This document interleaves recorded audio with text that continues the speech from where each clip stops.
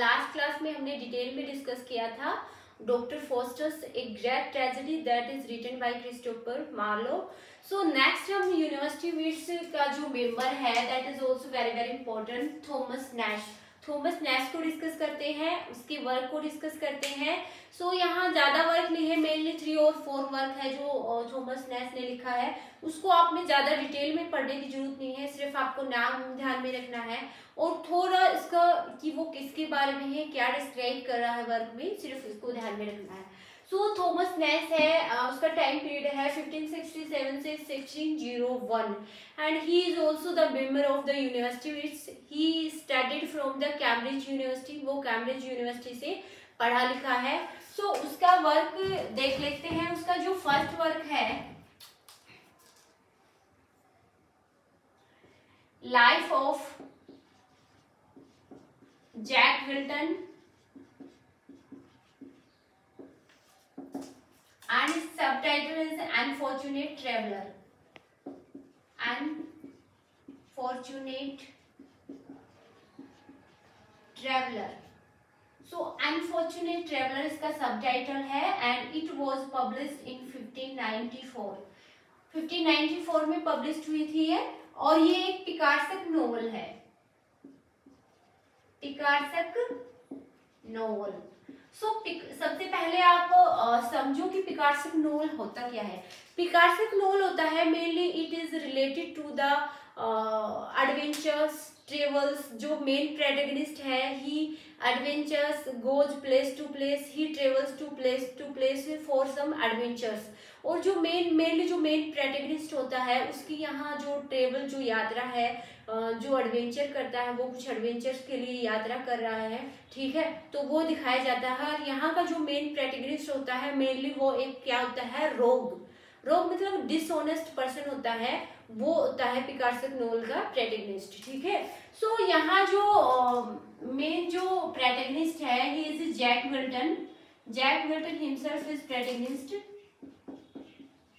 Jack Milton is the protagonist of this story and इसकी story क्या है, he travels to the European continent. European countries में क्या करता है, कॉन्टिनेंट्स ट्रेवल करता है वो यूरोपियन कंट्रीज में and he find himself in the 16th centuries. Current history में कहाँ पाता है अपने आप को, 16th सेंचुरीज की जो करंट हिस्ट्री है उसमें पाता है। तो उसका सिर्फ ट्रेवल दिखाया जाता है, यूरोपियन जो कॉन्टिनेंट है उस पर कहाँ वो किस किस प्लेस में जाता है।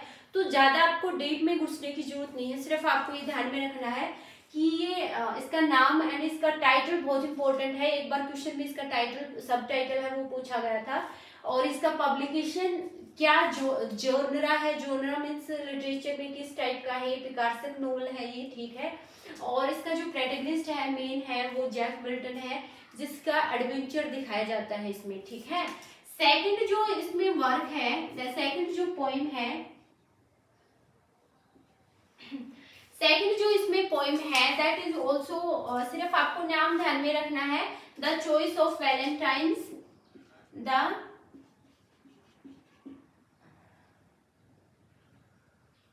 The choice of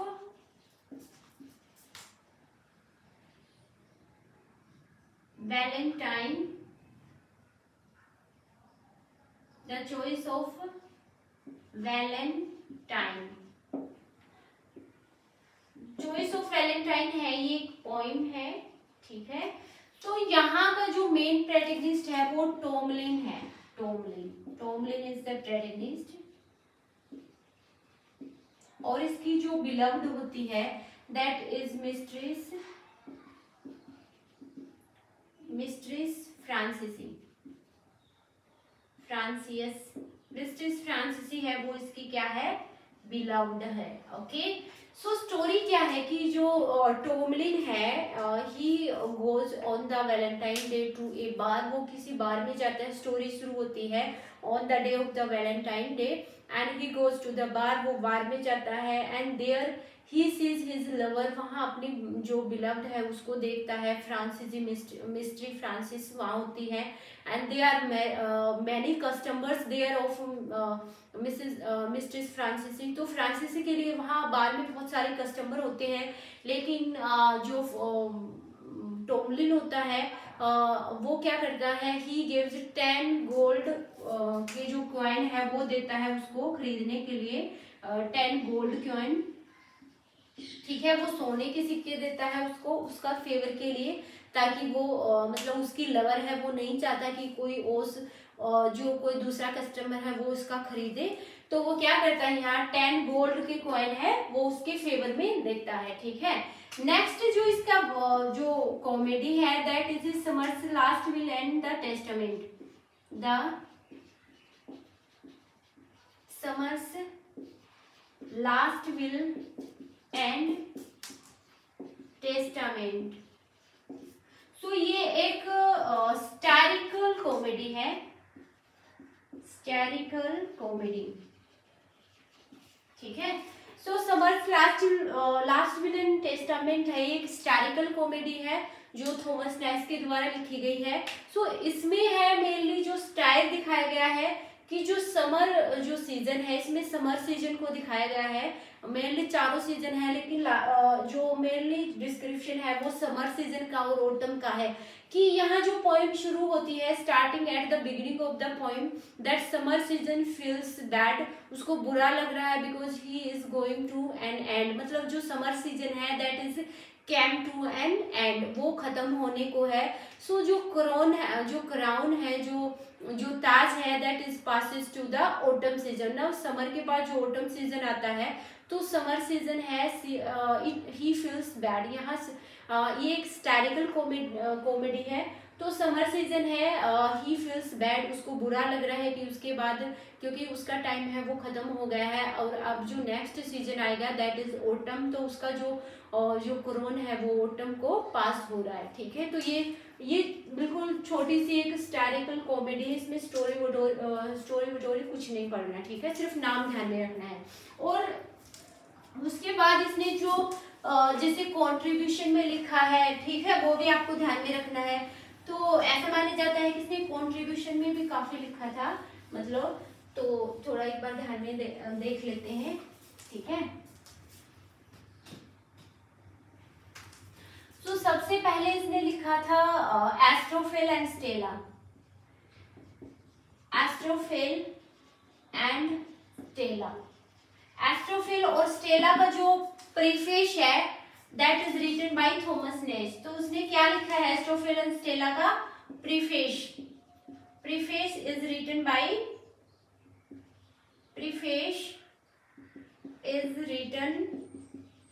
bye Thomas Nash. Thomas Nash ने क्या लिखा है, थॉमस नैश ने एस्ट्रोफेल और स्टेला जो फिलिप सिडनी का है जो 1591 में पब्लिश हुआ था, इसका प्रीफेस है वो थॉमस नैश ने लिखा है। सेकंड है इन्होंने क्या लिखा है, कंट्रीब्यूशन किया था इन्होंने हेनरी सिक्स्थ है उसमें भी इन्होंने कंट्रीब्यूशन किया है। It is also written collaboration with Shakespeare, collaboration with William Shakespeare, ठीक है। तो इसमें भी इन्होंने पार्टिसिपेट किया था। उसके बाद इन्होंने बेन जॉनसन का एक जो प्ले है वो लिखा था, मेनली ये मेनली एक स्टाइल था, मतलब द आइजल ऑफ डॉग्स, ठीक है, करके एक स्टाइल है, ठीक है। ये इन्होंने बेन जॉनसन के साथ लिखा है, ठीक है, जो कभी पब्लिश नहीं हुआ, नेवर पब्लिश्ड।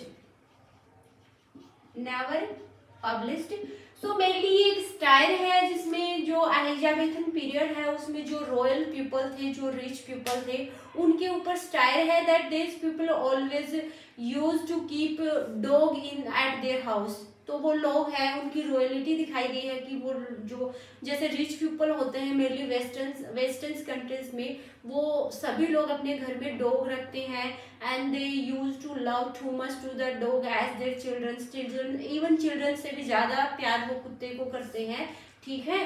तो इन पे एक स्टाइल है ये, क्योंकि एलिजाबेथन टाइम्स में जो रिच पीपल थे उन पे ये मेनली एक स्टाइल किया गया है, ठीक है, तो थॉमस नेस का इतना ही है, that's enough. You have to remember the name of their work, name याद रखना है मेनली, और ये किसके बारे में डिस्क्राइब है, सिर्फ इतना, ठीक है, दैट्स ऑल।